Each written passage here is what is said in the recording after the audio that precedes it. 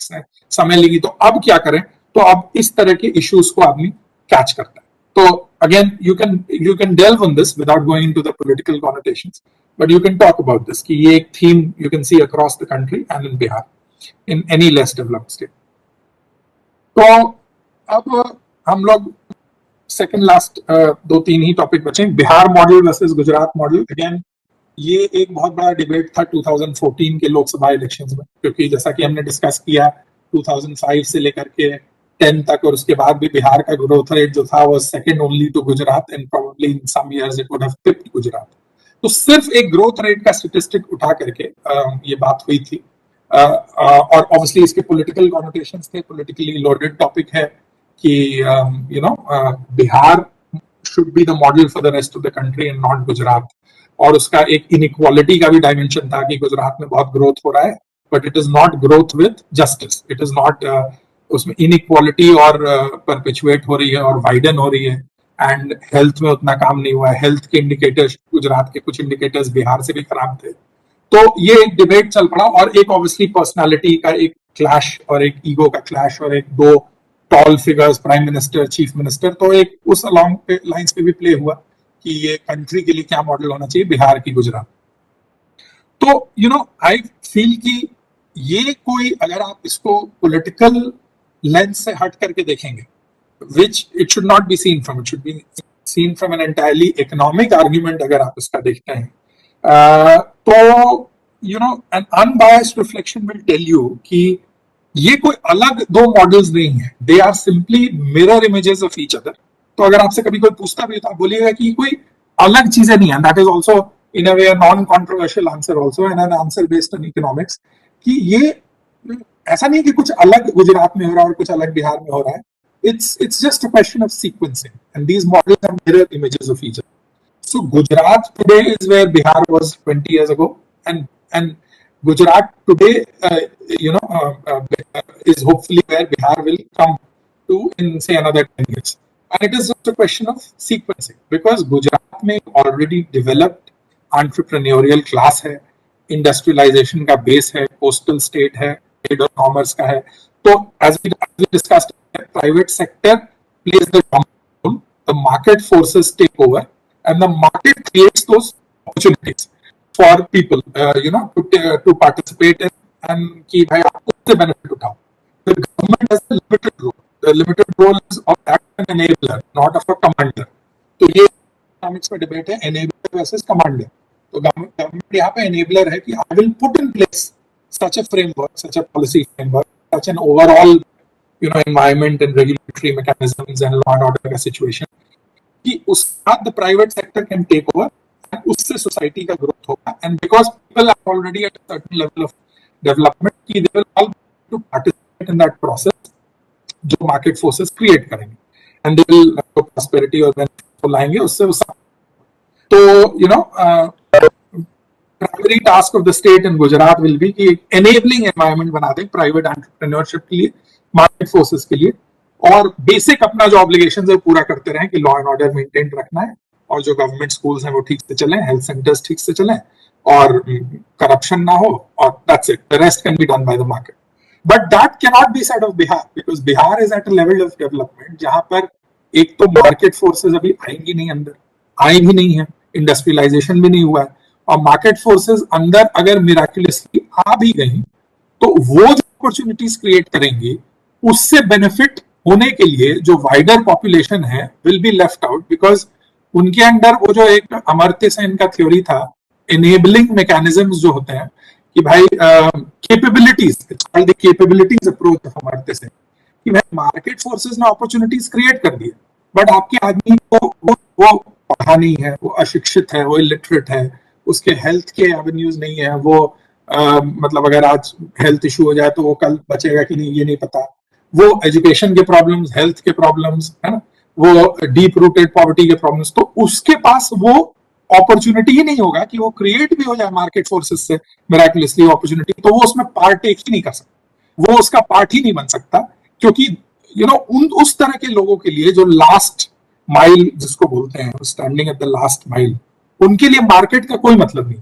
संतोष भाई भी बताएंगे कि वो जो remotest corners of north east है वहां पे मार्केट फोर्सेस और ये का प्रीडोमिनेंट रोल नहीं हो सकता कि एक तो वो वहां आएंगे नहीं, उनके लिए वो इकोनॉमिकली वायबल नहीं है और वो उनका सबसे बड़ा क्राइटेरिया होता है। और आ भी गए तो जो जनता है वो अभी वो कैपेबिलिटीज अप्रोच में भी वहां तक पहुंची नहीं कि वो उससे फायदा उठा। तो now here the government has to do both things in Bihar. It has to develop those capabilities, as Amartya Sen says, by fulfilling its primary obligations of investing in education, in health, in law and order, in infrastructure, creating roads. At the same time, अभी immediate Bihar का एक growth भी take off करे और उससे जो limited growth के वजह से जो एम्प्लॉयमेंट क्रिएट हो, जो एवेन्यूज क्रिएट हो, वो भी हो. उसके लिए it has to also invest heavily, which it did. Massive scale of public investment in certain industries जहाँ गवर्नमेंट के लिए पॉसिबल है. इरिगेशन में है, आपका रोड कंस्ट्रक्शन में है, आपके रियल एस्टेट में है, बिल्डिंग कंस्ट्रक्शन, चाहे वो गवर्नमेंट बिल्डिंग्स हो, इसलिए गवर्नमेंट के सरकार के इतने भवन बने, पंचायत सरकार भवन बने हर पंचायत में. ये सब these are a way of fuelling growth and also providing a decent dignified platform for government offices, but also कि इसका एक ब्रॉडर विजन है कि इससे ग्रोथ क्रिएट होगा, जॉब्स क्रिएट होंगी और वो लोग को इकोनॉमिक अपॉर्चुनिटीज मिलेंगे. तो the government has to do both things in Bihar, which it does not have to do in Gujarat. And once धीरे जब वो कैपेबिलिटीज अप्रोच में लोगों का और जो मेन पॉपुलेशन है उसका वो कैपेबिलिटीज एक्सपैंड हो जाएगा, उसका एक एजुकेशन का सर्टेन लेवल ऑफ अटेनमेंट हो जाएगा, उसके हेल्थ के एक बेसिक ढंग की सुविधाएं मिल जाएंगी और इंफ्रास्ट्रक्चर इन प्लेस हो जाएगा, then the government will move to the role of enabler. At the moment, it is both enabler and commander. So that is what is happening. And there is thus no difference between so-called Gujarat model and a so-called Bihar model, because Bihar आज जहां है वहां गुजरात 20 साल पहले था. It is only a question of sequencing, and that is why there are different roles that the government needs to play. There it needs to play the role primarily of an enabler. Here it has to both be enabler and commander for the time being. I think this will be a possible holistic answer for you. And Bihar model as such, मतलब इसका कोई scientific basis कि भाई ठीक है बिहार अपने आप के लिए जो बिहार में हो रहा है, it is great because it is catching up, it is leap frogging. वो जो गैप था, जो mean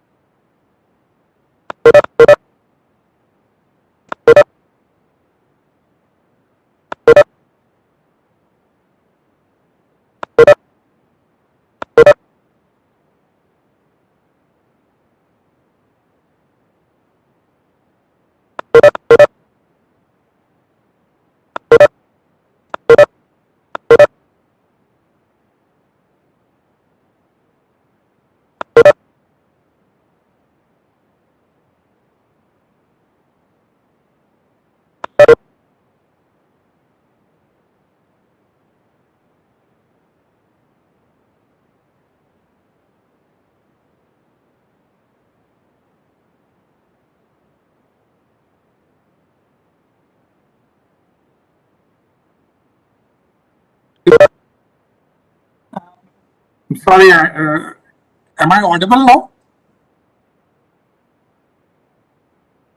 Yes, sir.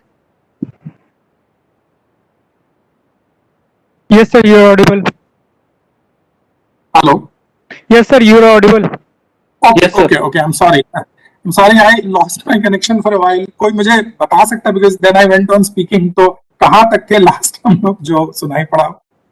You just Bihar told model. कि you just told कि Gujarat is where Bihar is where Gujarat 20 years ago. So similar, there's both are mirror image of each other. Okay. So I think उसके बाद, so basically again I'll summarize that because I think I went on for a while without realizing कि disconnect हो चुका है. But I was just saying कि they are sequencing की बस issue है, and in Gujarat the mandate of the government is different. वहाँ एक already developed entrepreneurial class है, industry है, commerce है, trade है. तो लोग का डिपेंडेंस नहीं है गवर्नमेंट पे, लोग का डिपेंडेंस मार्केट फोर्सेस पे है, जिस कारण से market forces are the primary movers of society there, they create the opportunities and people partake in those opportunities and people benefit from that and there is all round prosperity. Government को इतना ही करना है कि it has to play the role of an enabler. तो जो debate economics में है वो एनेबलर वर्सेस कमांडर, गवर्नमेंट का ये लॉन्ग स्टैंडिंग डिबेट है कि गवर्नमेंट को एनेबलर होना है या कमांडर। तो ये एनेबलिंग कंडीशंस बस रखने हैं गवर्नमेंट को कि मार्केट की प्राइवेट एंटरप्रेन्योरशिप आए, मार्केट फोर्सेस आए और वो ऑल राउंड प्रॉस्पेरिटी लाए, रेगुलेटरी एक ढंग का मैकेनिज्म हो, लॉ एंड ऑर्डर हो, और जो बेसिक ऑब्लिगेशंस हैं कि स्कूल और हेल्थ सेंटर्स ठीक से चलते रहें, ये करना है।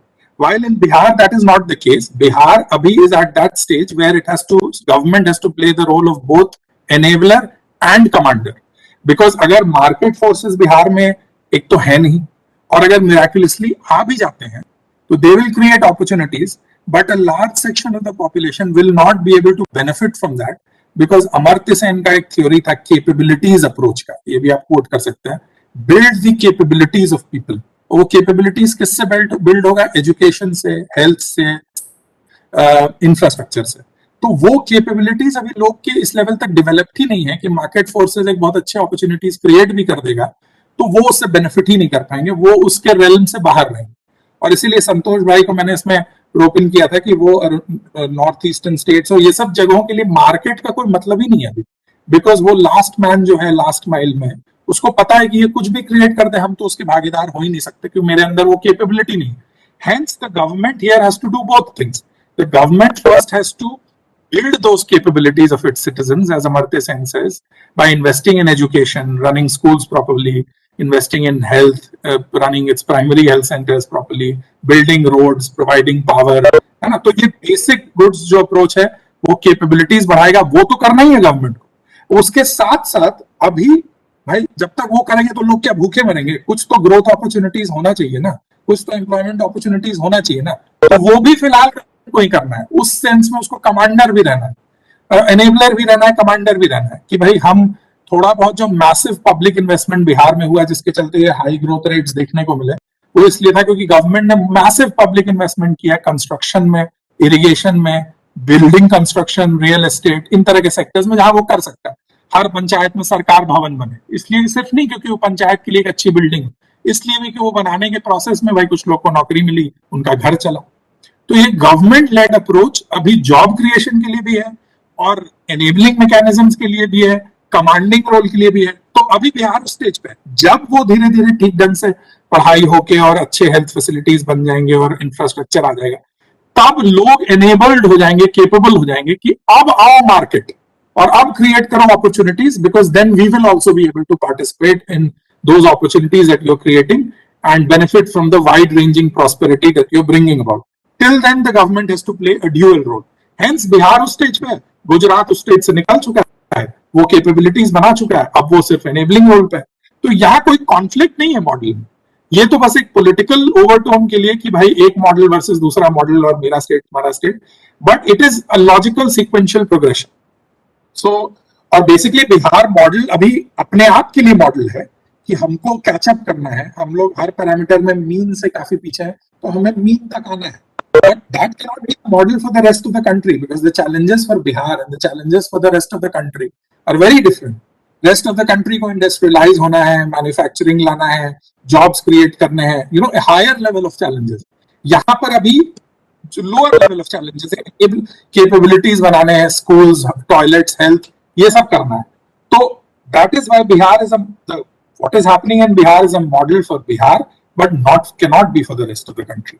That probably will still need to follow the Gujarat model more, while still being conscious of social obligations, ki health or education ये सब ignore नहीं। So that was so much about the model. हमने prohibition कर लिया, dowry campaign कर लिया, demand for special status कर लिया। Last हम लोग आते हैं 7 निश्चय पे। 7 निश्चय अगेन ये ज्यादा फैक्चुअल चीज है, आप लोगों ने पढ़ा होगा, बट हम क्विकली रन थ्रू कर दें। ये पहले 5 साल पहले अनाउंस हुआ था, ऑनरेबल सीएम ने किया था 7 निश्चय। टारगेट ड्रिवन अप्रोच जो होता है कि हाई लेवल एरियाज हैं, सब ऐसे एरियाज हैं सबको पता है इन पे काम होना है, बट ये गवर्नमेंट के 7 निश्चय है, प्रॉमिस है, और उस पर अपने आप को उसने मेजर किया। अभी 2020 में असेंबली इलेक्शन के पहले एक रिपोर्ट कार्ड निकला। अगेन गवर्नमेंट का रिपोर्ट कार्ड स्क्यूड होता है, but you can as a citizen also measure the government कि ये आपने 7 वादे किए थे, इस पे क्या हुआ। तो पहला था घर तक पक्की गली और नलियां। तो वो basically the government was meant to connect every village with rural roads. तो वो पार्टली सक्सेसफुल रहा, पार्टली नहीं रहा। अभी आप बोल सकते हैं कि अभी बहुत सारे गांव ऐसे हैं बिहार में जहां अभी रूरल रोड्स की कनेक्टिविटी स्टेट और नेशनल हाईवेज तक वो कनेक्टेड हैं, वो नहीं है अभी भी। तो it is partly successful, partly not, अगर आप उसको पॉइंट्स दें तो। हर घर बिजली, नाउ सौभाग्य स्कीम जो है वो 2018 में अनाउंस हुआ कि every village in Bihar is been electrified fully. तो अगेन वो पार्टली ये बात सही हो सकती है कि आपका इलेक्ट्रिफिकेशन तो हो गया है, आपके कनेक्शंस आ गए हैं, आपके बिजली आपके गांव तक पहुंच गई, पर आपके घर तक पहुंची है कि नहीं, that is still a question that needs to be asked. तो 40,000 करीब गांव है बिहार में। इलेक्ट्रिफिकेशन अपेरेंटली सौभाग्य योजना के तहत सबका हो गया, बट हर घर बिजली, that is still a moot question. हर घर नल का जल, that has not happened yet, because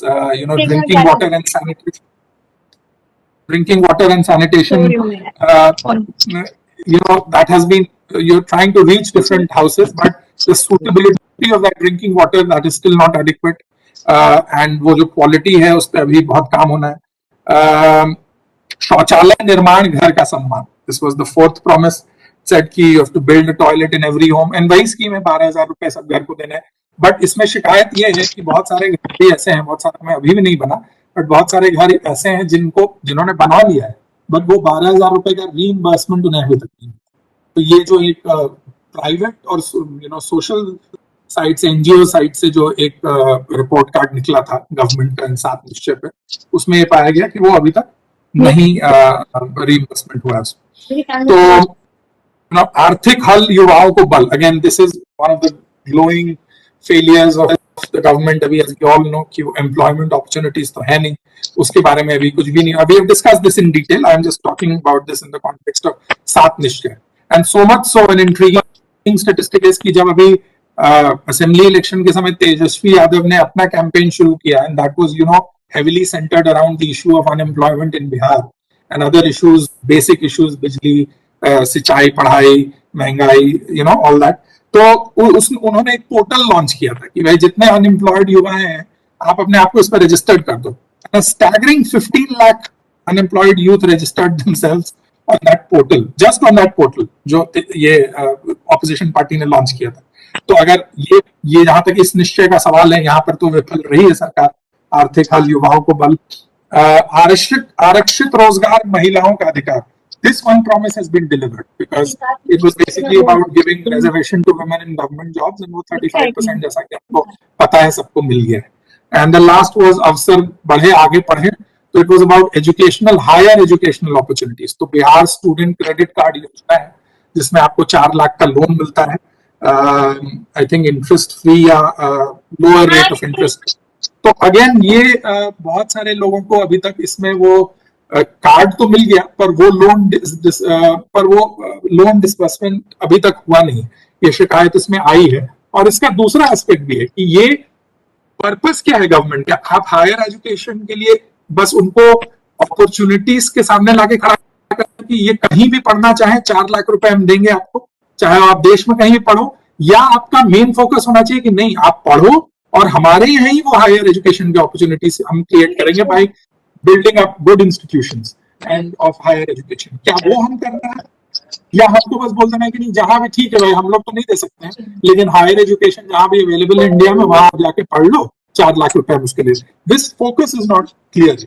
और 7 निश्चय का पार्ट 2 अभी गवर्नमेंट ने लाया है, ये इसी का मॉडिफाइड पैकेज है। यही सब एरियाज है मोस्टली, एम्प्लॉयमेंट स्किल डेवलपमेंट है, एजुकेशन है, student credit card scheme continue होगा, विमेन एम्पावरमेंट में पहले 35% आरक्षण तो दे दिया गवर्नमेंट जॉब में।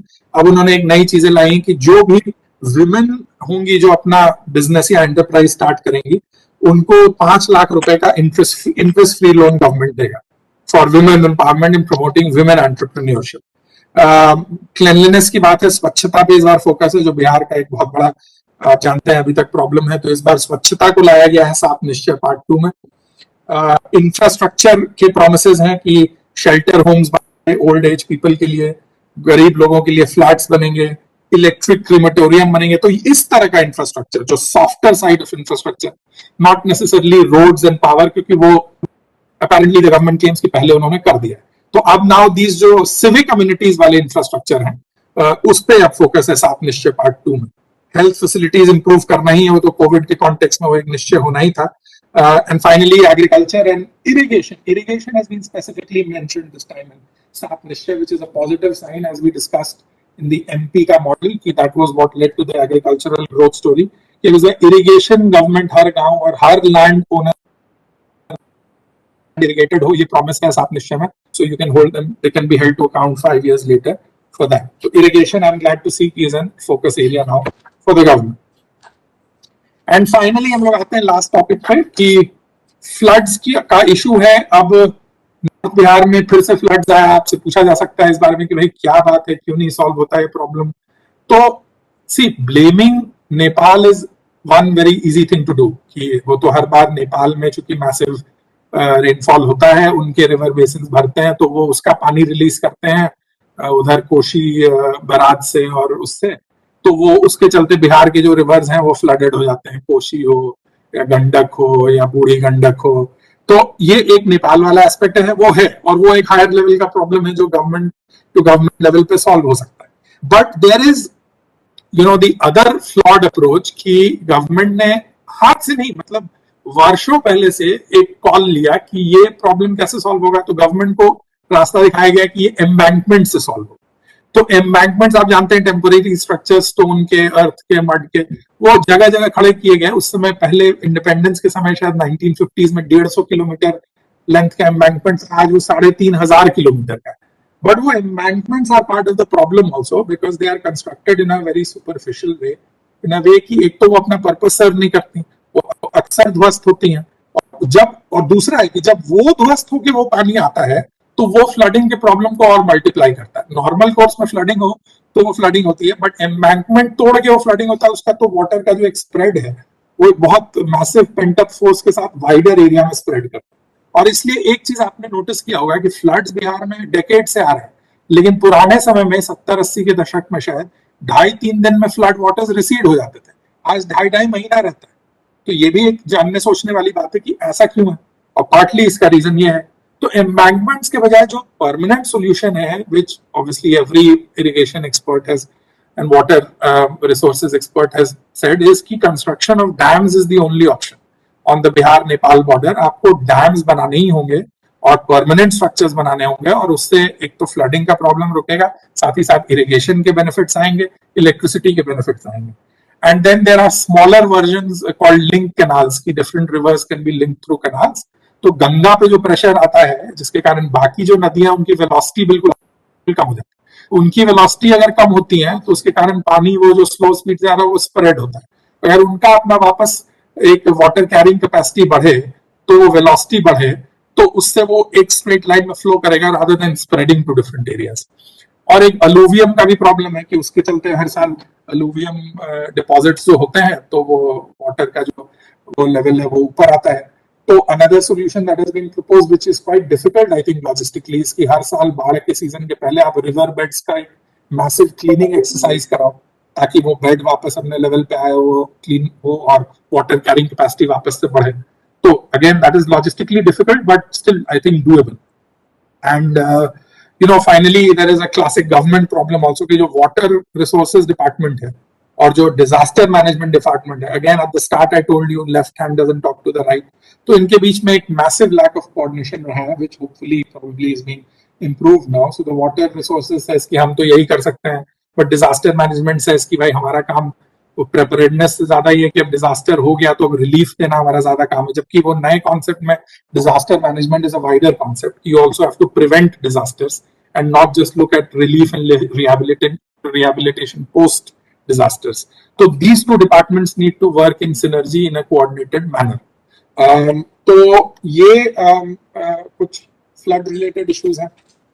So I think that by and large brings me to an end of where I was, because I have certain other topics also, but I think in the interest of time, this is where I will probably end. And if Santosh Bhai is there, or if someone can call him, I think he wanted to touch upon the one other topical issue because उन्होंने काफी पढ़ा है इसके बारे में, was the sustainable development goals and the Niti Aayog ranking of Bihar. So that one topic I have left to Santosh bhai because उनका काफी he has read about this and I think he'll be able to do far more justice to this topic than I can. I'll hand over to Santosh bhai and then we can take thank you questions. सागर भाई। मैं पूरा lecture को सुना हूँ, आपने इतना अच्छा comprehensive और बहुत ही नॉलेजेबल लेक्चर आपने लिया है, और this shows that you have done lot of preparation also and that is very good thing. Thank you bhai. So I will just touch the Niti Aayog ranking. Good afternoon all. ये जो ranking है नीति आयोग की, आपने देखा होगा कि 2-3 साल पहले से ही आ रही है, और लास्ट ईयर भी बिहार जो है वर्स्ट परफॉर्मर में आया था और सबसे नीचे आया था नीति आयोग की रैंकिंग। तो जो नीति आयोग की रैंकिंग है ये सस्टेनेबल डेवलपमेंट गोल के पे आधारित है, और इसमें जो है 16 पैरामीटर्स को लिया गया है, और सभी पैरामीटर्स में आउट ऑफ 100 कुछ मार्क्स अवार्ड किए गए हैं। तो इसका थोड़ा सा मैं बैकग्राउंड बताना चाहूंगा कि जो ये नीति आयोग की जो रैंकिंग है और सस्टेनेबल डेवलपमेंट गोल है, तो पहले तो जो आपका जो यूएनडीपी है, तो यूनाइटेड नेशंस का जो फ्रेमवर्क है उन्होंने किया था सभी कंट्रीज के लिए इस तरह की एक रैंकिंग जारी करते हैं, और उसके आधार पे जब भारत में नीति आयोग बना तो उन्होंने ये सोचा कि जैसे डिफरेंट कंट्रीज में कंपटीशन होते हैं, अगर हम स्टेट वाइज भी रैंकिंग जारी करेंगे तो इस स्टेट्स के बीच में भी कंपटीशन होगा। ये बहुत ही अच्छा आइडिया है नीति आयोग का, अगर आइडिया के तौर पे हम देखा जाए।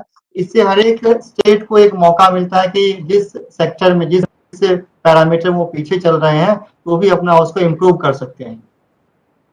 इसका जस्ट बैकग्राउंड ये है कि जो आपका एजेंडा 21 हम सभी जानते हैं, जो 178 कंट्रीज ने मिलकर उनको तैयार किया था यूएन फ्रेमवर्क के अंदर में, जो कि रियो में हुआ था 1992 में हुआ था।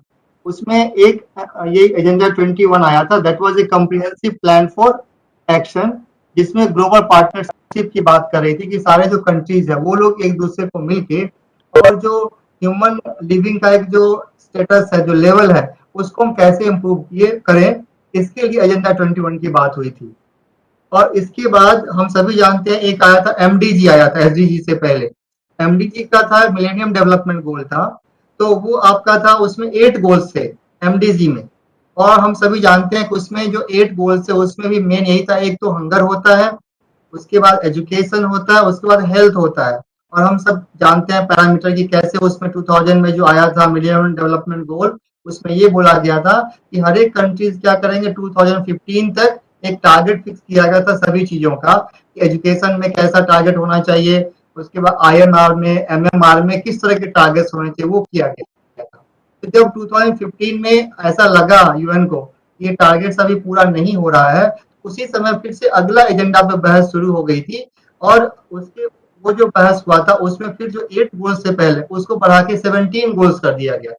17 गोल्स है, लेकिन जो हमारा एसडीजी है उसमें 16 गोल है, और 17 गोल फिर वही है जो कि ग्लोबल पार्टनरशिप है, उसको नहीं हटा के, क्योंकि स्टेट्स के बीच में तो ग्लोबल पार्टनरशिप की जरूरत नहीं है, तो बाकी जो 16 गोल्स हैं उन सभी को आपको इसमें रखा गया, एसडीजी में रखा गया है, जो नीति आयोग रैंकिंग जारी करती है।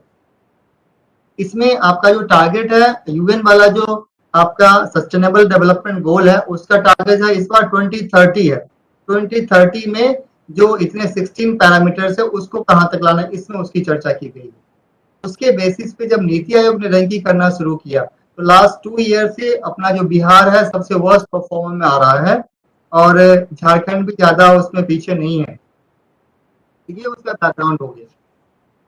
फिर जब आप सारे रैंकिंग्स को देखते हैं तो उसमें कौन सा इंपॉर्टेंट है, कुछ आप देखेंगे कि हमारे लिए उतना इंपॉर्टेंट तो नहीं है, लेकिन फिर भी 16 रैंकिंग्स में आता है। तो हमें सारा कुछ जानना तो जरूरी नहीं है for the point of view of interview, but we should have a basic idea, fair idea about important goals which is necessary for the Bihar point of view. इसमें आपका जैसे पहला हो गया पॉवर्टी है, फिर जीरो हंगर है, देन गुड हेल्थ है, क्वालिटी एजुकेशन है, जेंडर इक्वालिटी है, फिर इकोनॉमिक ग्रोथ है, इंडस्ट्री है, देन सस्टेनेबल सिटीज है, पीस एंड जस्टिस है। इस तरह से 16 पैरामीटर्स है। तो एटलीस्ट हमें ये पता होना चाहिए कितने पैरामीटर्स है, क्योंकि अभी हम लोगों ने मॉक लिया था तो हमने देखा था कि अपने कुछ कैंडिडेट्स हैं उनको थोड़ा सा भी कुछ लोग बेसिक ये नहीं बता पा रहे थे कि ये कितने पैरामीटर है। तो हम लोगों ने, जो भी हमारे पैनलिस्ट होते हैं, आपने देखा होगा कि एक ही जरूर बोलते हैं कि आप किसी चीज का डीप में भले ही नहीं जानो, एटलीस्ट जो करंट अफेयर है, बट हमें बेसिक जानना चाहिए, सो दैट उनको लगेगा कि at least as a sincere person होने के नाते इतना बेसिक नॉलेज तो हमारे पास होना ही चाहिए, और खास के उस रैंकिंग में जिसमें हमारा स्टेट सबसे वर्स्ट परफॉर्म किया है। तो इसमें हम अभी 4-5 रैंकिंग की सिर्फ चर्चा करेंगे, जिसमें हमारा, जो हमारे लिए इंपॉर्टेंट है। पहला पॉवर्टी का हो गया। तो पॉवर्टी में आप देखेंगे कि हम नीचे से सेकंड नंबर पे आए हैं, और हमने आउट ऑफ 132 पॉइंट्स स्कोर किया है। और हाईएस्ट देखेंगे तो तमिलनाडु है, जो 86 किया है। देन पॉवर्टी है, उसको आप रिलेट कर सकते हैं। अगर पॉवर्टी आप देखेंगे तो इसमें इसके फर्दर क्वेश्चन भी पूछे जा सकते हैं कि बिहार तो जो है एक एग्रीकल्चर प्रायोरिटी वाला स्टेट है, और यहाँ पे काफी लोग एग्रीकल्चर पे डिपेंडेंट भी है, यहाँ पे फर्टाइल लैंड भी है, पानी की भी कमी नहीं है, तो फिर पॉवर्टी इंडेक्स में बिहार क्यों पीछे है? तो इसका भी रीजन ढूंढना पड़ेगा। उसमें आप कहीं ना कहीं आपको लगेगा जो आपका इनइक्वालिटीज है, आपका जो आपका डिस्ट्रीब्यूशन ऑफ जो वेल्थ कर ले या रिसोर्सेज कर ले, वो सब एक मेन रीजन है। और दूसरा आप देखेंगे कि बिहार में जो बहुत सारा पॉपुलेशन है, वो बिलो पॉवर्टी लाइन अभी भी बहुत ज्यादा है, इन स्पाइट ऑफ एवरीथिंग। फिर उसको आप लैंड रिफॉर्म्स वगैरह से भी आप जोड़ सकते हैं, जैसे कि ऑलरेडी सागर भाई ने आप लोगों को बताया था। तो उसका जो आंसर आपको उसमें ढूंढ सकते हैं। देन पॉवर्टी होगा तो आपका हंगर भी होगा। तो जीरो हंगर जो सेकंड इंडेक्स है, उसमें भी बिहार जो है सबसे लास्ट में है, बॉटम पे, और 31 मार्क्स है। जबकि केरला नंबर 1 में है और उसको 80 मार्क्स आए हैं। लेकिन हेल्थ के मामलों में आप देखेंगे कि बिहार मतलब अच्छा, उतना अच्छा तो नहीं है, आप हेल्थ का कंडीशन सभी जानते हैं, but it has comparatively it is well placed in the terms of जो बीच के राज्यों में आए हैं। और ये 66 इसके पॉइंट्स मिले, और लोएस्ट आप जाएंगे तो असम का है, जो कि 59 है। एजुकेशन, एजुकेशन में अगेन आप देखेंगे कि सबसे नीचे हम आए हैं, सिर्फ 29 हमें स्कोर मिला एजुकेशन में। उसमें भी हाईएस्ट अगेन फिर से केरला, जिसको 80 मिला। देन जेंडर इक्वालिटी में हमारा अच्छा है, हम बीच के राज्यों में आए हैं, 16 पोजीशन है। क्लीन वाटर एंड सैनिटेशन, इसमें हमारा अच्छा गया, हम 5th पोजीशन पे आए हैं। और इकोनॉमिक ग्रोथ में हमारा फिर से बहुत डाउन गया है, हमारा 50 मार्क्स है, और हम 4th पोजीशन पे हैं, नीचे से 4थे पोजीशन पे आए हैं। इंडस्ट्री में again we have hit the rock bottom with 24 score, उसमें हाईएस्ट आपका 72 से गुजरात है। तो ये जो आपने देखा इतने सारे के जो रैंकिंग्स है, तो उसमें हम 2-3 आपको की इंडिकेटर बताना चाहते हैं। The first one is education, second one is poverty, and third one is industry. तो ये 3 जो आपका है ना, ये 3 इंडिकेटर आपका लेके चलेंगे तो उसमें बहुत सारे इंडिकेटर इसके साथ आपको जुड़ जाएंगे। So I would suggest you to focus on these 3-4 indicators, जिसमें आपका पॉवर्टी हो गया, एजुकेशन हो गया, एंड आपका इंडस्ट्री हो गया। देन हमने इस पे स्टडी किया, और अभी सागर भाई आपको बता रहे थे जो डेवलपमेंट का मॉडल बिहार का क्या होना चाहिए, और उन्होंने सही बोला कि हमारा तो अपना ही मॉडल होना चाहिए, हम किसी से कंपेयर नहीं कर सकते हैं। तो मैं भी लेक्चर सुनते सुनते मैं थोड़ा सा गूगल सर्च कर रहा था, तो मैंने देखा कि जो गुजरात है, गुजरात से शायद उतना हम सिमिलरिटी नहीं कर सकते हैं इन टर्म्स ऑफ, अगर हम देखा जाए कि हमारे लिए कौन सा मॉडल अच्छा है, किस स्टेट का जो ग्रोथ जो उनका हिस्ट्री रहा है वो अच्छा रहा है। क्योंकि गुजरात और बिहार को आप कंपेयर करेंगे तो गुजरात में एग्री तो बिहार में 20 है, गुजरात में भी 19 है जीडीपी का जो शेयर है एग्रीकल्चर का। लेकिन इंडस्ट्री में बहुत आगे गुजरात हमसे चला गया। इंडस्ट्री में बिहार का जो शेयर है जीडीपी का 19% ही है, जबकि गुजरात का 45% है। तो गुजरात अलग ही ट्रेजेक्टरी पे जा रहा है ग्रोथ में। सर्विसेज में बिहार 61 है, जबकि गुजरात आपका 36 है। इन कंपैरिजन टू गुजरात मैंने बहुत एनालाइज किया था, और हमने कुछ सिमिलरिटी देखा तो हमें केरला का मॉडल बिहार के सबसे करीब लगता है, और वो डुएबल लगता है। उसका मैं जस्ट रीजन दे रहा हूँ, आप लोग उस पर और भी एक्सप्लोर कर सकते हैं। दिस इज जस्ट इंडिकेटिव, हमने देखा है, कहीं पे मैंने ऐसा पढ़ा नहीं, लेकिन मैंने जब बहुत अवेयर किया तो मुझे लगा कि Kerala model can be good for Bihar. क्यों? उसका आप देखेंगे, पहले आप जीडीपी को कंपेयर करेंगे तो सिमिलर लगेगा। केरला, बिहार का 61 है सर्विसेज में, तो केरला का 63 है, ऑलमोस्ट सिमिलर है उनका सर्विस सेक्टर का जो कंट्रीब्यूशन है जीडीपी में। और इंडस्ट्री में भी देखेंगे तो Kerala is not one of those state where there is heavy industrialisation. उसका भी जो इंडस्ट्री का कंट्रीब्यूशन है 28 है, बिहार का 19 है। एग्रीकल्चर ऑफ कोर्स केरला का कम है, 8 है, और बिहार का 20 है, 20 है। तो केरला में क्या आपका कोस्टल एरिया ज्यादा है, तो वहां पे एग्रीकल्चर का उतना स्कोप भी नहीं। नाउ ऐसा नहीं है कि सिर्फ केरला में ही जीडीपी 63, आप देखेंगे और भी कई स्टेट्स है, जैसे महाराष्ट्र है, उसका सर्विस सेक्टर का जो कंट्रीब्यूशन है 56 है। Then in Tamil Nadu you find that contribution of service sector is 53। So उन लोगों का भी बहुत ज्यादा है सर्विस सेक्टर का contribution. But why then I still prefer to compare Bihar with the Kerala is because of जो माइग्रेंट्स है उसके वजह से। आप देखेंगे कि बिहार और केरला में एक ये कंपैरिजन है कि बिहार में जो माइग्रेशन है, बहुत सारे लोग बिहार में क्या है, बिहार से बाहर रहते हैं, वहां से जो करेंसी भेजते हैं वो बिहार के लिए बहुत इंपॉर्टेंट है। आप देखेंगे गांव में हम देखते हैं कि ऑलमोस्ट ऐसा लगता है कि हर एक घर से कोई आदमी जो दिल्ली में काम करता है या हरियाणा पंजाब में है, मुंबई में है, कलकत्ता में है, या कुछ लोग सऊदी में भी होते हैं, ऑलमोस्ट आपको मिलेगा। तो कहीं ना कहीं हम लोग क्या वहां पे डिपेंडेंट है। और केरला में भी सेम है। केरला की इकोनॉमी आपको पता होता है कि हाईली जो है सऊदी अरब की तरफ, जो गल्फ कंट्रीज है वहां पे ज्यादा है। वहां पे देखेंगे कि आप इवन दिल्ली में आप देखेंगे, आप हॉस्पिटल्स में जाएंगे, आप देखेंगे जो पैरामेडिक्स होते हैं, नर्सेस होते हैं, वो आपको केरला की मिलेंगे। हर जगह किसी हॉस्पिटल में जाएंगे वहां पे मिलेंगे। तो केरला का भी जो मॉडल है वो सर्विसेज में हाईली डिपेंडेंट है, बिहार का भी हाईली डिपेंडेंट है। फिर आखिर बाकी जो पैरामीटर्स है उसमें मोस्ट ऑफ द पैरामीटर्स जो हैं, जो भी डेवलपमेंट के लिए इंडिकेटर्स हैं, चाहे एसडीजी में हो या एमडीजी में हो, आप हेल्थ लेते हैं, एजुकेशन लेते हैं, एंड और जो क्वालिटी लिविंग लेते हैं या पर कैपिटा इनकम लेते हैं, केरला क्यों सब में आगे रहता है? तो केरला का आगे होने का एक ही है कि Kerala has focused heavily on education, और एजुकेशन के वजह से वहां जो ह्यूमन रिसोर्स आ रहा है वो ह्यूमन रिसोर्स की क्वालिटी केरला में अच्छी है। इसीलिए जॉब वो प्राइवेट सेक्टर में केरला के लोग भी कर रहे हैं और बिहार के भी कर रहे हैं, लेकिन वहां के लोग जो जॉब कर रहे हैं उसका जो क्वालिटी अच्छा है। They are white kind of white collar jobs, वहां पे हम पीछे रह रहे हैं। तो अगर हम सॉल्यूशन की बात करें उसकी तरफ मैं बोल रहा हूं कि हम initially we can have the model of Kerala, कि जहां पे, क्योंकि इन नियर फ्यूचर हमारे पास ऐसा स्कोप नहीं है, अब लॉ एंड ऑर्डर का सिचुएशन भी उतना इम्प्रूव नहीं हो रहा है। उस पर मैं आऊंगा कि जो एक मिसनोमर है लॉ एंड ऑर्डर के बारे में बिहार में कि बहुत इम्प्रूव हो गया, उस पर मैं आऊंगा, क्योंकि हमें we have to follow the data. ऐसे हम सिर्फ नहीं बोल सकते परसेप्शन के आधार पे कि नहीं बिहार में लॉ एंड ऑर्डर बहुत अच्छा हो गया, बहुत खराब हो गया, ऐसा हम नहीं कह सकते। तो इंडस्ट्री का बिहार में फिलहाल कोई स्कोप आपको नहीं दिख रहा है, बिकॉज आप देखिए जो फ्लड भी बिहार में हमेशा आ रहा है, देन एग्रीकल्चर पे बहुत सारा डिपेंडेंसी है लोगों का। तो एक ही हमें दिख रहा है वो सर्विस सेक्टर, क्योंकि बिहार में आप देखेंगे कि एजुकेशन को इम्प्रूव करते हैं तो हमारे यहाँ भी जो लोग निकलेंगे वो सर्विस सेक्टर में अच्छी जगह पे अच्छे जॉब कर सकते हैं। और जैसे आईटी सेक्टर्स में हो गया या बीपीओ में हो गया, वहां पे हमारे पास जॉब अपॉर्चुनिटी अच्छा हो सकता है, and we can compete with Kerala in that sector, and it is doable.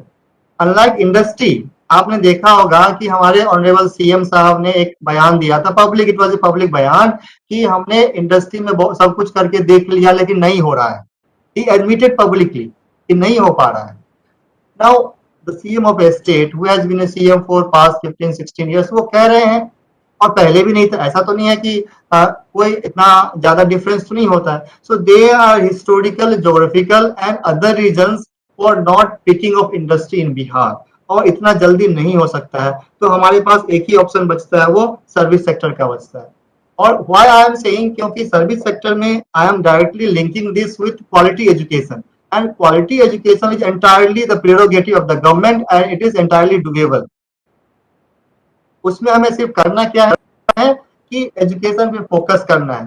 Sadly it is not happening in terms of quality. Yes, we are very much ahead in terms of quantity. हमारे यहाँ भी लोग 10th पास कर रहे हैं, 12th पास कर रहे हैं, ग्रेजुएशन सभी लोग कर रहे हैं, लेकिन आप क्वालिटी में आप जाएंगे तो एजुकेशन का मतलब होता है टीचर्स, और टीचर्स का जो रिक्रूटमेंट बिहार में हो रहा है, आपने देखा होगा कि कॉन्ट्रैक्ट वाले टीचर्स हैं और कंपटीशन पे उनकी रिक्रूटमेंट नहीं हो रही है। So that is where we are lagging behind, और इस पे अभी भी गवर्नमेंट की तरफ से जो होना चाहिए था वो नहीं आ पाया है, कि कैसे हम जो एक नेशनल नॉर्म्स है, suppose in the line of केंद्रीय विद्यालय, लाइक उनके पास ग्रेजुएट होना चाहिए, बीएससी मतलब बीएड होना चाहिए, ग्रेजुएट होना चाहिए, सीटेट होना चाहिए, स्टेट टीईटी होना चाहिए, और फिर उसके बाद या तो स्टाफ सिलेक्शन कमीशन या पब्लिक सर्विस कमीशन उनका कोई एक भर्ती करना चाहिए कॉम्पिटिशन के आधार पर। वो नहीं हो रहा है। एंड अभी जो हमारे यहाँ पे टीचर्स का रिक्रूटमेंट निकला है जो मास लेवल पे, उसमें आप देखेंगे कि 1 लाख या उससे भी ज्यादा लोगों का निकला है, लेकिन आपने देखा होगा कि जो यूनिट ऑफ रिक्रूटमेंट है उसको पंचायत को बनाया गया। Now there are two arguments. कुछ लोग कहते हैं कि पंचायत को हम एम्पावर कर रहे हैं, तो फिर वैसे दृष्टि से देखा जाए तो पंचायत में आप देखेंगे बिहार में डीडीसी होते हैं, वो तो आईएएस ऑफिसर होते हैं। तो आप सोच सकते हैं कि क्या पंचायत के पास ऐसा कैपेबिलिटी है कि वो डीडीसी के जो ऑफिसर जो आईएएस से आते हैं उनकी भर्ती वो कर सकते हैं? नहीं कर सकते हैं। तो कुछ चीजें हैं जब महाराष्ट्र नहीं कर सकता है, तमिलनाडु नहीं कर सकता है, हम कैसे कर सकते हैं? तो ये हमें एक्सेप्ट करना पड़ेगा कि जो रिक्रूटमेंट है, यस, आप उनका मॉनिटरिंग हो गया, उनका रेगुलेशंस हो गया, उनका सैलरी हो गया, एडमिनिस्ट्रेशन हो गया, सारा कुछ आप अगर लोअर लेवल पर डेमोक्रेसी को स्ट्रेंथन करना है, उनके जो हेड होते हैं, रिप्रेजेंटेटिव होते हैं, उनको आप दे दीजिए उनका administration and monitoring. But recruitment जो है जितना ऊपर लेवल पे होगा, I mean through the SSC और through the public service commission, then that will be better. तो ये नीति आयोग की जो रैंकिंग थी उसपे हमारा ये आपका ये थोड़ा सा हमने उसको एनालाइज किया था। नाउ उसमें दूसरा पॉइंट आप इसका आ जाता है आपका एजुकेशन के अलावा कहाँ से हम कंपेयर कर सकते हैं। एक पॉइंट आता है आपका इंडस्ट्री का। तो इंडस्ट्री के बारे में हमने ये देखा, इंडस्ट्री में अभी हम जो हैवी इंडस्ट्रियलाइजेशन पे तो हम नहीं जा सकते हैं। तो इंडस्ट्रियलाइजेशन में हमें क्या करना हो, कैसे हम कुछ कर सकते हैं? Again we will have to start from the agro processing industry, और जिसके लिए बिहार गवर्नमेंट में काफी एफर्ट्स हुए हैं। जैसे अपने पास बहुत सारे ऐसे ऐसे प्रोडक्ट्स हैं, हॉर्टिकल्चर में भी मैंगो है, लीचीज है, जिसका हमें जियो टैग अभी अभी हमें जियो टैगिंग भी मिला है। तो वो सब तो है, लेकिन इसमें ये भी अभी पिकअप नहीं कर रहा है। तो हमारा फ्यूचर लेकिन वही है कि एग्रीकल्चर से हम एग्रो प्रोसेसिंग की तरफ धीरे धीरे हम जाए, उसका स्कोप इसमें हो सकता है, क्योंकि उसमें क्या है, दैट इज लेबर इंटेंसिव। तो इंडस्ट्री में भी हमें वैसा जाना होगा जिसमें क्या होगा, ज्यादा से ज्यादा हमें लेबर इंटेंसिव इंडस्ट्री हो, और हमारे यहाँ जो मैन पावर है जो एग्रीकल्चर में है, कैसे हम एग्रीकल्चर मैन पावर को एग्रो प्रोसेसिंग इंडस्ट्री में उसको हम शिफ्ट कर सके धीरे धीरे स्लोली, ये हम कर सकते हैं। एंड जैसे ही हम एग्रीकल्चर से एग्रो प्रोसेसिंग करेंगे उसमें वैल्यू एडिशन होगा, लोगों को जो क्रॉप का प्राइस मिलेगा, तो आई थिंक ये स्लोली एंड स्लोली हमारे पॉवर्टी और हंगर को भी इम्पैक्ट करेगा, क्योंकि अगर एम्प्लॉयमेंट जनरेशन होगा, उनके पास पैसे होंगे, तो उसको भी इम्पैक्ट करेगा। तो ये हमारे पास थोड़ा सा एनालिसिस था इसके बारे में। और थोड़ा सा मैं बताना चाहूंगा आपका लॉ एंड ऑर्डर के बारे में। तो अगर लॉ एंड ऑर्डर के बारे में हम देखते हैं कि हमारे पास एक ही ऑथेंटिक डेटा होता है जो सबसे ज्यादा सभी लोग मानते हैं, जो होता है आपका एनसीआरबी का होता है। एनसीआरबी डेटा में आप देखेंगे तो आपको पता चलेगा कि एनसीआरबी डेटा के हिसाब से जो कॉग्निजेबल क्राइम्स होते हैं, पर लाख पॉपुलेशन पे कितना क्राइम होता है, वो डेटा के हिसाब से 2004 का एक फिगर है, उसमें है 122.4, उतना क्राइम होता है पर लाख पॉपुलेशन पे। एंड 2019 का डेटा है कि 168.6 हो रहा है। So there is a increase of 34% crime in Bihar. तो ऐसे नहीं बोल सकते हैं ब्लेटेंटली कि नहीं बिहार में क्राइम कम हो गया, ऐसा हम नहीं कह सकते। परसेप्शन हो सकता है और भी हो सकता है, फिर उसमें डिटेल में जाएंगे कि क्राइम का नेचर क्या है। हो सकता है कुछ नेचर ऑफ क्राइम अभी ज्यादा हो, पहले कम हो, लेकिन कुछ नेचर ऑफ क्राइम जो है पहले कम था, अभी ज्यादा हो गया। तो नेचर कैन बी डिबेटेड, लेकिन ब्लैटेंटली हम ये नहीं कर सकते। Again next parameter is that in 2004 हमारा जो मोस्ट जहां पे ज्यादा क्राइम्स हो रहे हैं एनसीआरबी के हिसाब से, उसमें हमारा पोजीशन कितना था, 7 था। आज हमारा 5th पोजीशन है। तो हम क्राइम हमारा इंक्रीज हुआ है बिहार में, कम नहीं हुआ। तो ये क्राइम के बारे में है। तो इसमें मेरा यही कहना था कि instead of going by the perception, हम लोग को जो ऑथेंटिक डेटा होता है वो हमें देखना चाहिए था जब हम लॉ एंड ऑर्डर की बात करते हैं, या और भी कोई ऐसा टॉपिक की हम बात करते हैं अपने स्टेट से रिलेटेड जिसमें आपको डिबेट बहुत ज्यादा होता है। तो this is all from my side, Sagar भाई। थैंक यू संतोष भाई, एक्सट्रीमली वैल्यूबल, बहुत थरो, एंड आपने काफी रेलेवेंट पॉइंट्स ऐड किए।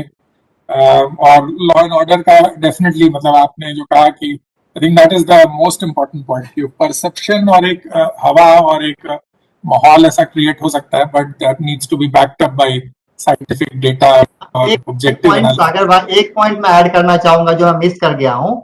नीति आयोग के रैंकिंग से रिलेटेड और एजुकेशन पे जो मैंने फोकस किया उससे रिलेटेड है। वो डेटा है जो सेंसस वाइज लिटरेसी रेट का है। तो ऐसा नहीं है कि बिहार जो है आज ही हमारा बहुत पीछे है। 1951 से 2011 का सेंसस डेटा आप देखेंगे और एजुकेशन को देखेंगे तो 1951 में भी बिहार का जो आपका जो रेट था वन ऑफ द लोएस्ट था एजुकेशन लिटरेसी रेट में। 13.49 था बिहार का लिटरेसी रेट, और बिहार से नीचे बहुत कम थे, जैसे छत्तीसगढ़ ही था अगर बड़े राज्य की हम बात करते हैं, वहां उतना ही था। लेकिन उसके बाद देखिए आज भी 2011 में 61 ही हमारा हो पाया है, जो बिहार का जो सेंसस है लिटरेसी के हिसाब 61 हो पाया है, और अभी भी हम सबसे लास्ट में। तो मिड में भी आप देखेंगे 71 से में भी तो बिहार सबसे लास्ट है, 81 में भी बिहार सबसे लास्ट है, और आज भी बिहार सबसे लास्ट है। और जहां तक डिफरेंस देखेंगे तो बिहार के बाद जो है वो 69 है, या सॉरी 66 है जो कि राजस्थान का है, ये भी उनका भी हमसे थोड़ा सा और ज्यादा है। तो we are literally lagging behind in terms of education. और आपके पास कोई भी ऐसा स्टेट नहीं है जो कि बहुत डेवलप्ड हो और उसका एजुकेशन बहुत डाउन हो, ऐसा एक भी स्टेट नहीं है। तो एजुकेशन कहीं ना कहीं डायरेक्टली इम्पैक्ट तो हमें बाकी सारे चीज को कर रहा है, चाहे हम इंडस्ट्री की बात करें और किसी की बात करें, क्योंकि कोई भी इंसान को अगर हम सिर्फ अच्छा एजुकेशन दे देते हैं, क्वालिटी एजुकेशन दे देते हैं, तो कुछ ना कुछ अच्छा जरूर करेगा। Okay, that's all. And I think you know that is why हम लोगों ने पहले डिस्कशन भी किया कि भाई ग्रोथ और 10% और 12% और मैजिकल ग्रोथ रेट्स, और स्वामीनाथन अय्यर ने मिरेकल स्टेट बोल दिया और प्रणव राव ने इससे तारीफ कर दी, पर ये अपनी जगह है। बट गवर्नमेंट का खुद का वो थीम है, आई थिंक करंट गवर्नमेंट का, कि न्याय के साथ विकास। तो वो मतलब ग्रोथ तो है, बट वो ग्रोथ का दोनों डायमेंशन की, वेदर वो ग्रोथ जस्टिस के साथ हो रहा है और ह्यूमन डेवलपमेंट के साथ हो रहा है और लोगों का कैपेबिलिटीज को एक्सपैंड कर रहा है ताकि वो उस ग्रोथ से बेनिफिट कर पाए, and at the same time क्या वो जॉबलेस ग्रोथ हो रहा है।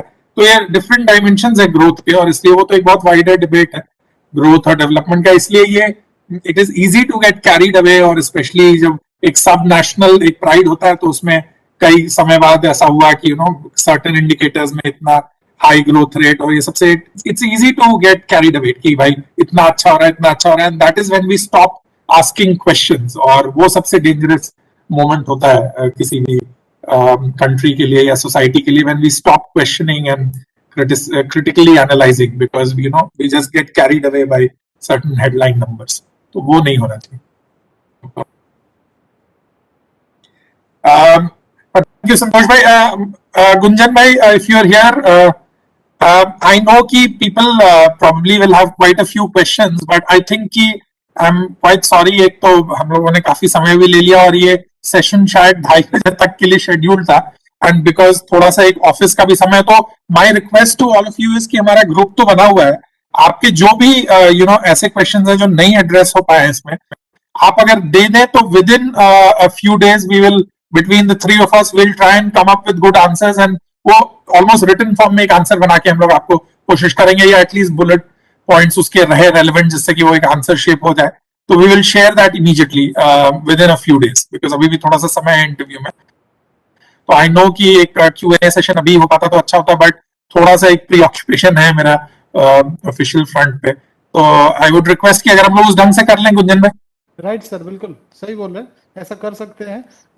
सारे पार्टिसिपेंट से रिक्वेस्ट करते हैं कि उनके जो भी क्वेश्चन हो वो हमारा जो IGP वाला ग्रुप है उस पर डाल दें, और जितनी जल्दी हमारे ऑफिशियल एंगेजमेंट से हमें टाइम मिल करके संभव होगा रिप्लाई करने का, उतनी जल्दी सबका रिप्लाई कर दिया जाएगा सर। फर्स्ट और आई थिंक किसी ने पूछा भी कि रिकॉर्डेड है कि नहीं, तो आई थिंक आपने रिकॉर्ड किया हुआ है इस इवेंट को या पूरे सेशन को, तो वो आई थिंक इन तक अवेलेबल हो जाए। Right right. गुंजन, ऐसा बोल सकते हो अगर ये नीति आयोग के रैंकिंग से रिलेटेड किसी को कुछ पूछना है अभी तो पूछ सकते हैं। किसी कैंडिडेट को अगर संतोष सर ने जो बताया उससे रिलेटेड कुछ पूछना हो।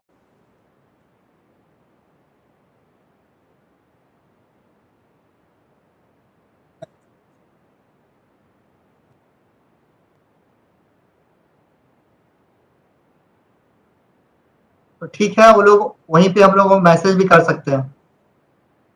ठीक है Gunjan. Right sir. Hello, Thank you very much. good afternoon, sir.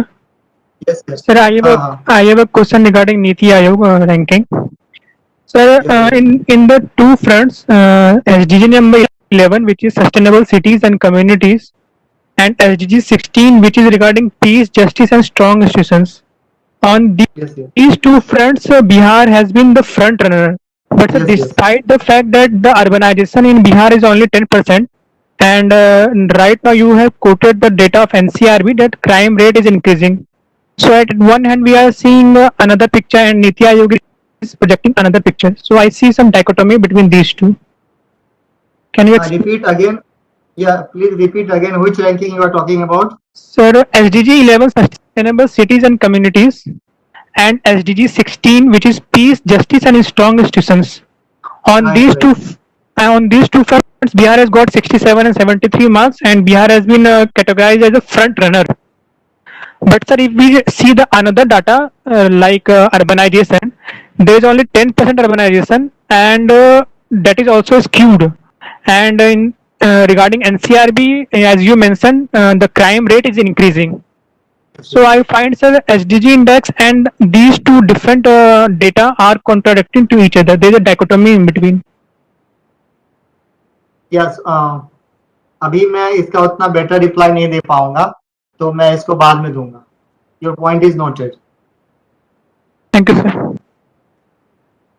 Very Sir, good good question afternoon, actually, sir. बहुत अच्छा क्वेश्चन है, बिकॉज वो डाइकोटमी तो है, बट उसके आई थिंक एक प्रॉपर आंसर देने के लिए उसका अंडरलाइंग जो फैक्टर्स उन्होंने नोट किए होंगे उसको पढ़ना समझना जरूरी होगा, अदरवाइज एक जनरल आंसर हो जाएगा इसका। But very good question.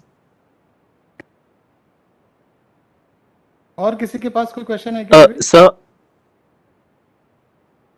good afternoon, sir. Yes yes please. Sir, Vikas, I have follow. one query. Hello, am I audible, sir? Yes, आवाज आ रही है, yes, विकास, बोलो। yes. Sir, I have one query regarding the division of Bihar and Jharkhand. So, if board sir ऐसे or question some, को अभी लिया जाए या सागर सर बताएंगे? मतलब मेरे व्यू में अगर विकास अगर हम लोग उस पर लिख लें क्वेश्चंस, थोड़ा आप भी फ्रेम कर पाएंगे उसके पीछे थॉटफुली, और हम लोग भी मतलब we can, it's not about कि you know we need to go back, but it's just कि they will take time in giving proper answers, तो हम लोग को ये सेशन को कैरी फॉरवर्ड करना होगा। I think in the interest of everyone's time, it's lasted almost 3.5 hours, तो थोड़ा सा हम लोग इसको, will take your question offline and definitely get back to you ASAP. okay, thank you, sir. Sir, can we say that the 34% increase in NCRB data is because of better reporting of crimes rather than actual increase in crimes? Because we you are see, right. Yes, yes. This is normally said that it also depends upon the reporting of the crime, and this is true. But then this is not in our hand, and it is true for all the states all the time also. So the thing which is not in our hand, so we cannot say that if it were like this, then it would have been like this. So this we cannot say. okay, thank you, sir. And if you say, Yes, yeah. and if you say, then there has to be some solid evidence, like the government of Bihar has done some solid intervention so that the people can report crime, and earlier it was not there. So then I think this can be. Yes, Sagarva, you please add. बस इतना कह रहे थे कि और crime का मतलब दोनों डायमेंशन है ना, एक तो ग्रोथ का भी डायमेंशन और एक एब्सोल्यूट फिगर्स का भी डायमेंशन। तो ठीक है, आप ग्रोथ के सेंस में थोड़ा बहुत कह सकते हैं कि कुछ तरह के क्राइम्स में बेटर रिपोर्टिंग हो रही है और कंप्लेंट ज्यादा रजिस्टर किए जा रहे हैं। अगेन इसका कितना साइंटिफिक एविडेंस है पता नहीं, पर अगर ऐसा है भी, तब भी एक एब्सोल्यूट फिगर के टर्म्स में तो एक pretty high level of crime का commitment हो रहा है ना, cutting across the nature of crimes. तो just because कि वो growth enough नहीं है doesn't absolve you of the responsibility of not addressing that crime or that segment per se.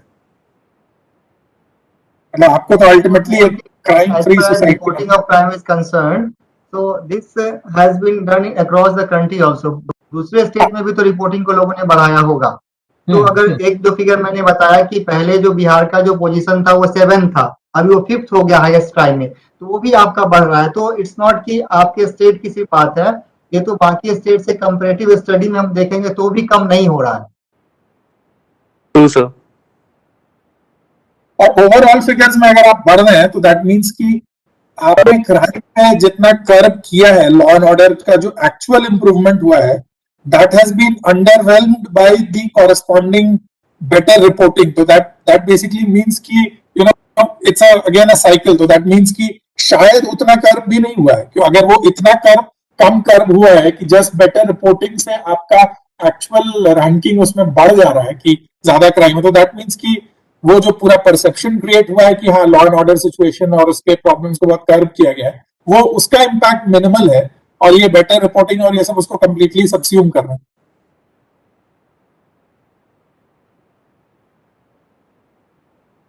ठीक है Gunjan, now we can call off the session. Right sir. तो अभी thank you very much sir, Sagar sir और Santosh sir दोनों को बहुत बहुत धन्यवाद. सागर सर ने ऑलमोस्ट लगातार, मुझे लगता है कितना सर, Yes, yes. 3 घंटे लगातार बोलते रहे. दैट वाज मैराथन सेशन ऐसा बोलना चाहिए, और बहुत ही अच्छा था, वेरी इंफॉर्मेटिव. मुझे सुन करके इनफैक्ट ऐसा लगा कि बहुत सारी चीजें मुझे भी नहीं पता थी. तो बहुत ही अच्छा सर, वेरी गुड. एंड सारे कैंडिडेट्स को भी थैंक यू इतने पेशेंस के साथ सुनने के लिए. आपके जो भी क्वेश्चंस होंगे जैसा हमने बताया आईजीपी ग्रुप पे दे देते हैं, and will try to answer them as soon as possible. Thank you very much. Thank you, Gunjan. Thank you, Gunjan bhai. Thank you for this opportunity and thank you to all the candidates. हाँ, आप अपने patience के लिए सबसे ज्यादा बधाई के पात्र तो आप ही हैं. मोनोलॉग सुनना अपना मुश्किल होता है. The credit goes to you सागर भाई कि आपने इतना अच्छा सेशन दिया कि लोग ऑब्वियस उसको पूरा मन से सुन रहे थे. तो Right, sir. credit Right, goes sir. to you. Thank you, Santosh bhai. Okay, sir. Thank you. Okay, thank you. Thank you, sir. Thank you very much, sir. Thank you. All the best. All the best.